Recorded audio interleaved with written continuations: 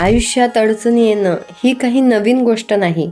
प्रत्येक माणसाच्या जीवनात कधी दुःख, कधी तणाव, तर कधी अपयशाचा काळ हा येतच असतो. पण खरा फरक पडतो तो आपण त्या समस्येकडे कशा दृष्टीने पाहतो यावर.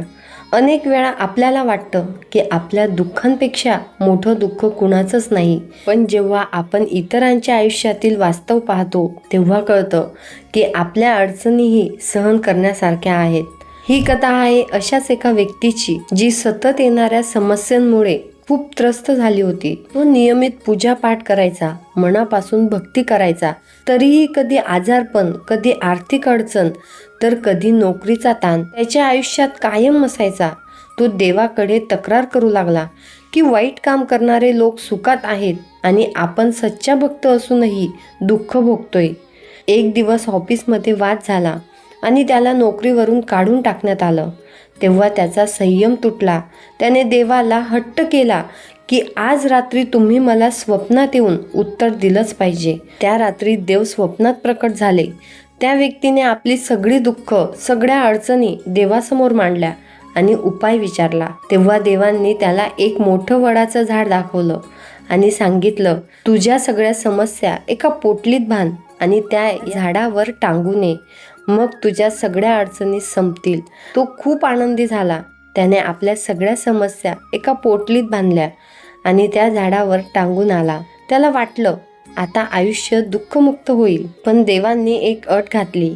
परत जाताना तिथे टांगलेली इतर कोणाची तरी एक पोटली उचलून घ्यायची, कारण आयुष्यात कोणालाही अडचणीशिवाय जगता येत नाही. तो दुसरी पोटली निवडू लागला.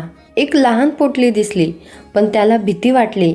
कदाचित त्यात एखादा गंभीर आजार असेल.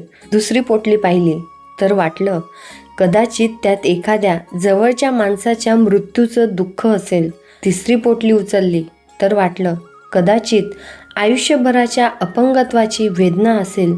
एकामागून एक अनेक पोटल्या पाहिल्या, पण प्रत्येक पोटलीच्या स्वतःच्या दुःखापेक्षा जास्त भयानक वाटू लागल्या. शेवटी तो घाबरून म्हणाला, मला कुणाच्याही समस्या नकोत, मला माझीच जुनी पोटली परत द्या. तेव्हाच त्याला उमगलं की इतरांच्या संभाव्य दुःखांच्या तुलनेत त्याच्या स्वतःच्या समस्या खूपच लहान आणि सहन करण्यासारख्या होत्या. देव हसले आणि म्हणाले, आयुष्यात समस्या आणि आव्हाने येणं हा निसर्गाचा नियम आहे.